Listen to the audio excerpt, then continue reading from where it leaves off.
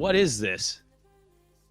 Oh, well, it's a 5 count on Elliott Wave, you know, blah, blah. Like, this is just an uptrend, right? What is a ascending wedge or a flat top ascending triangle? Like, is this not just a uptrend that is about to break out? Like, is this just not higher lows, higher lows, higher lows?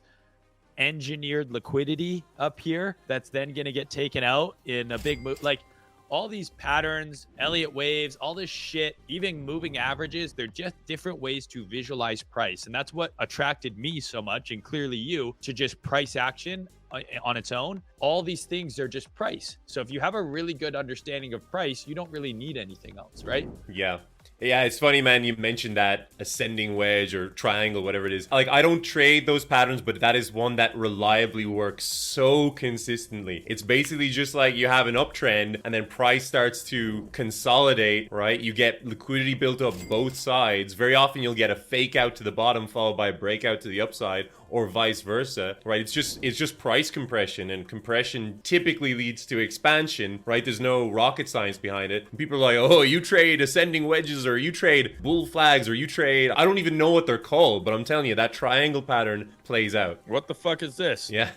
Like, this is everywhere, right? But like, someone who's an Elliott waver might view this as, okay, well, you had a 1, 2, 3, 4, 5 wave impulsive move out of the bottom. Then we're going to have our ABC correction, right? A, B, C correction. And now we're going to get another 5 wave to the upside. Someone who uses a pattern might say, oh, uptrend, blah, blah, blah. Like, I'm going to buy here. Whereas I might look at this as a price action guide and say, okay, we clearly have higher highs and higher lows. We now have relatively equal highs here. We just put in an SFP here and a breaker, and like, but it's all the same shit.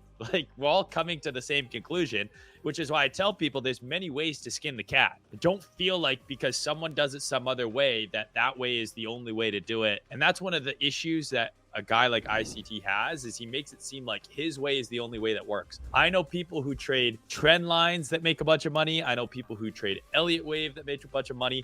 You need to find what works for you and what resonates for you. And then that's what you need to do. I think the mistake most people make is they hop between strategies and styles. They don't actually spend enough time trying to master one thing that they become a jack of all trades, a master of none. And you've got to do things the same way. That's why it's called a system, a trading system, because it's systematic. The inputs into the system have to be the same every time, or the data is useless. Find what resonates for you and then just grind it out. I'm telling you, you're going to have way more success if you say, I really like price action, or I like really Elliott wave. Then commit to actually learning it and putting in the time necessary, as opposed to doing it for a little bit and then seeing the new hot trend. It's like, well, this guy made money and he did it this way, so I'm just going to completely forego all the work that I had just done. Stick with it. Stick with the system that you're working on, but find what resonates with you. There's not one right way to do it. Yeah, 100%. I really agree with that. And it's one of the cringiest things that I see on CT is like someone trades with trend lines, or someone trades with squares and circles, or someone trades with whatever, and someone's like, like, no way, how is this guy profitable? He trades with, it's like, who cares how someone trades? Like, who cares?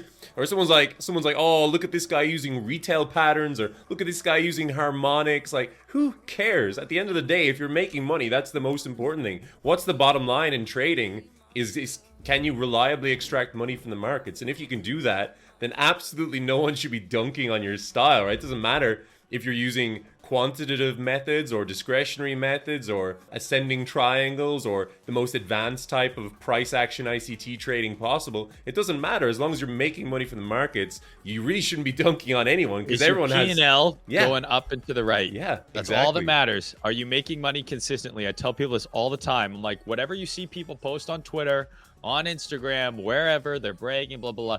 Are you making more than you're losing? If you can do that consistently over time, you're going to be fine.